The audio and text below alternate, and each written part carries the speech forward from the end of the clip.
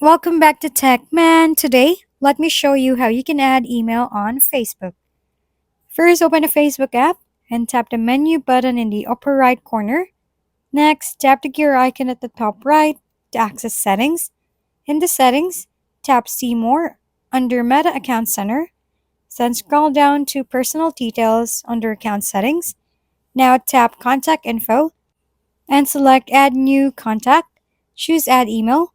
Enter the email address you want to add and choose the Facebook account you want to associate it with. After that, tap Next and enter the confirmation code sent to your email. Once you've entered the code, tap Next and then close. That's it. Your new email address is now added to your Facebook account. If we've been helpful, kindly give us a thumbs up and don't forget to hit the subscribe and bell button for more contents. For any questions and suggestions, comment down below.